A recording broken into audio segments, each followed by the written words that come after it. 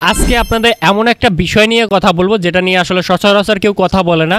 Answer ব্যাটালিয়নে যারা আপনারা আবেদন করেছেন, আপনাদের বাসা কিন্তু বাংলাদেশের 64টা জেলায়, বিভিন্ন জেলায়।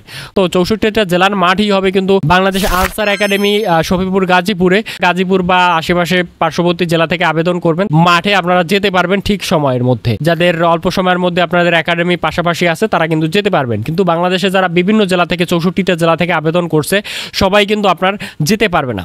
তো সেক্ষেত্রে তাদের জন্য কি করণীয়, তো এইটা বিষয়ে আজকে কথা বলবো। তো যাদের আপনাদের বাসা যদি বিভিন্ন জেলায় হয়ে থাকে, দেখা যায় যে আপনার জেলা বরিশাল অথবা আপনার জেলা খুলনা, আপনার জেলা চট্টগ্রাম, তো আপনার জেলা হতে পারে পিরোজপুর, আপনার জেলা ভোলা হতে পারে। তো বাংলাদেশের 64টা জেলা থেকে কিন্তু আপনারা আবেদন করছেন। তো 64টা জেলার মাঠই হবে কিন্তু বাংলাদেশ আনসার একাডেমি শফিপুর গাজীপুরে।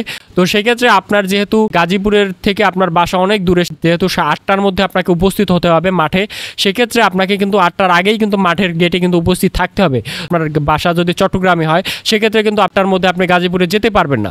তো এই জন্য আপনাকে করতে হবে হলো, আপনি অবশ্যই একটু খোঁজ নিয়ে দেখবেন যে আপনার গাজীপুরের যে বাংলাদেশ আনসার একাডেমি আছে সেখানে কিন্তু আপনার আশেপাশে গাজীপুরে কোনো আপনার যে আত্মীয় স্বজনের কারো বাসা আছে কিনা।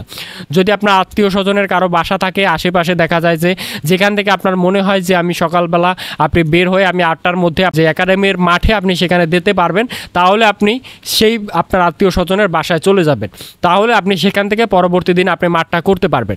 আর যদি একান্তই যদি আপনি না পারেন সেক্ষেত্রে আপনাকে করতে হবে তার পূর্ববর্তী দিন আপনি গাজীপুরের যে একাডেমির তার সেখানে চলে যাবেন, এবং সেখানে গিয়ে যদি কোনো আবাসিক হোটেল বা কোনো হোটেল পাওয়া যায় সেই হোটেলে আপনি এক রাতের জন্য আপনি ভাড়া দিয়ে থাকবেন এবং সেখানে খাবার দাবার খেয়ে পরবর্তী দিন আপনি সেখানে মাঠ করবেন। তো এইটাই হলো আপনাদের জন্য সলিউশন, যে আপনার বাসা যদি জুড়ে হয়ে থাকে সেক্ষেত্রে এই পদ্ধতিটা আপনি ফলো করবেন। তো এটা আপনারা পূর্ববর্তীতে যারা মাঠ করছে এবং আমরা যখন মাঠ করেছি তখন এইটাই আমরা করেছি। তো আমি আপনাদের আর্মি, পুলিশ, নৌবাহিনী, বিমান বাহিনী, আনসার, যে বিজিপি, এই সব বিভিন্ন ডিফেন্স অ্যাক্ট রিলেটেড গাইডলাইন আপনাদের দিয়ে থাকি। অবশ্যই আমাদের ভিডিওগুলো আপনাদের জন্য হেল্পফুল হবেন যারা ডিফেন্সের চাকরি করতে চান। আর ভিডিওটাকে একটা লাইক করে দিবেন আপনার ভিডিওটা যাতে হারিয়ে না যায়। তো ভালো থাকবেন, দেখা হবে পরবর্তী ভিডিওতে।